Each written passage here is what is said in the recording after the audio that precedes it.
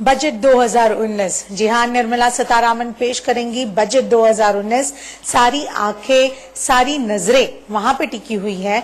वहीं हम ये देखते हैं कि जब एक महिला देश का बजट पेश करती हैं तो कई उम्मीदें हैं लोगों की इस बार के बजट से, क्योंकि एक महिला ये सिर्फ होम मिनिस्टर ही नहीं बल्कि हम कह सकते हैं कि वर्किंग वुमेन होने के नाते वो आउटसाइड से लेकर इनसाइड तक की हर हिसाब का ध्यान रखती है, हर बजट का ध्यान रखती है।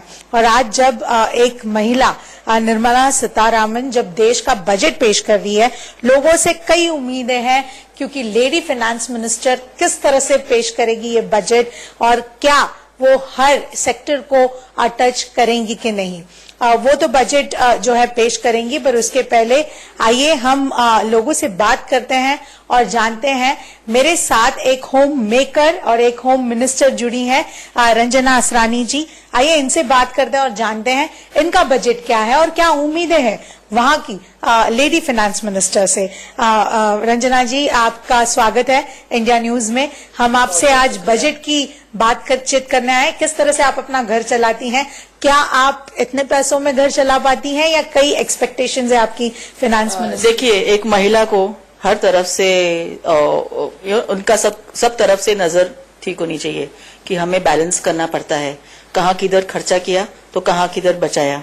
पर जब भी हम एक्स्ट्रा मांगने जाए तो हमेशा यही होता है कि ये कहाँ गए, पैसे कहाँ गए, ऐसे ही हमको जवाब मिलता है।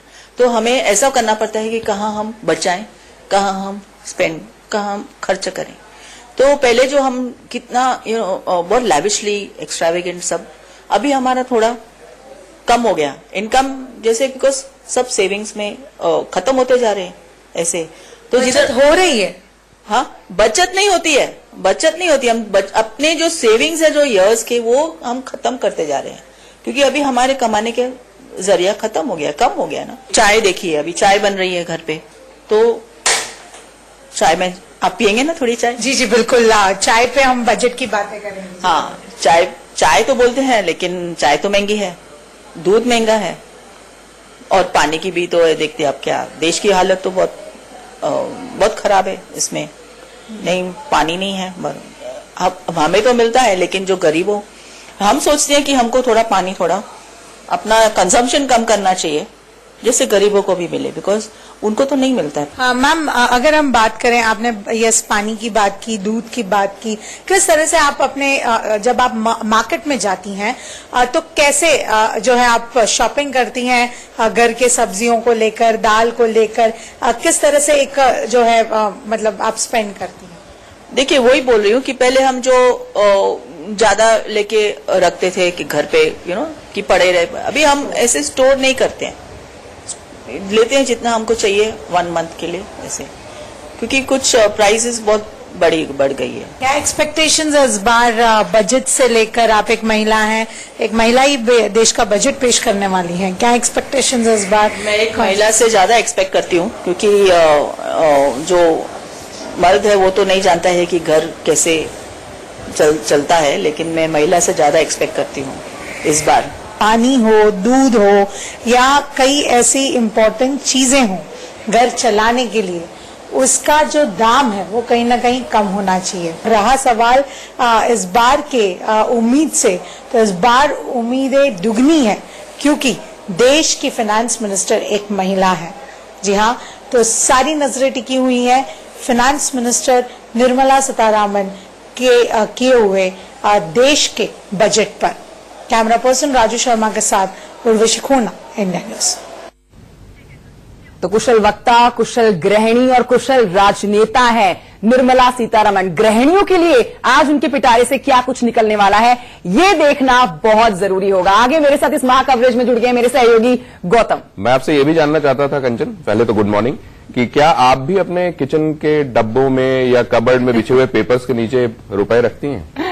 बिल्कुल, मैं भी गृहिणी हूं और ऐसा मैं भी करती हूँ कभी कभी। कहा यह भी जा रहा है कि निर्मला सीतारमण ने क्राउड सोर्स किया है, एक्सट्रैक्ट किया है, महिलाओं से भी आइडियाज मांगे हैं कि आप बताइए आपका बजट कैसा बनाया जाए इस बार का, और देखते हैं उसका कितना रिफ्लेक्शन इस बार के बजट में मिलता है। बाकायदा उन्होंने ट्विटर पर ये मुहिम चलाई थी और लोगों ने बढ़ चढ़कर उसमें हिस्सा लिया और उन्होंने शुक्रिया अदा किया था ट्विटर में लोगों की, महिलाओं की इस भागीदारी का।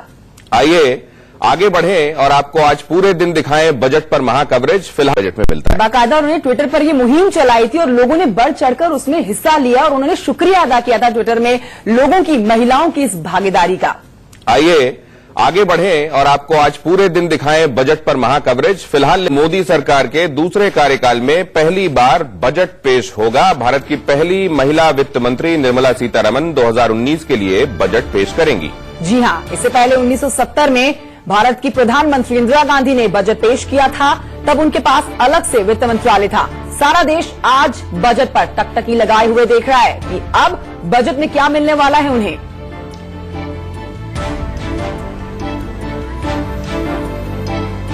तो मोदी सरकार के दूसरे कार्यकाल के पहले बजट का काउंटडाउन शुरू हो चुका है। देश की पहली महिला वित्त मंत्री निर्मला सीतारमण पहली बार बजट पेश कर रही हैं। मोदी सरकार 2 के इस बजट से हर किसी को बेहद उम्मीदें हैं। जी हां, खास तौर पर जिस तरह से सरकार एक बार फिर से बड़े बहुमत के साथ सत्ता में वापसी करके आई है, उससे लोगों की उम्मीदें और बढ़ गई हैं। आपके टेलीविजन स्क्रीन पर इस समय हम 5 तस्वीरें आपको दिखा रहे हैं। नौकरी पेशा लोग हो, महिलाएं हो, युवा हो या फिर किसान, हर किसी को निर्मला सीतारमण और पीएम मोदी से कई उम्मीदें।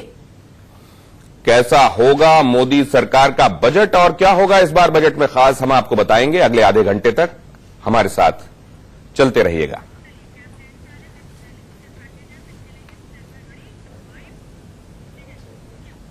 तो दिल्ली में हमारी रिपोर्टर गीतम पहुंची है एक घर की किचन में, ये जानने के लिए कि वो कौन कौन से मुद्दे हैं जिन पर वो चाहती हैं कि मोदी सरकार ध्यान दे, वो क्या क्या चीजें हैं जिनके बढ़ते दाम उनके लिए मुसीबत बने हुए हैं।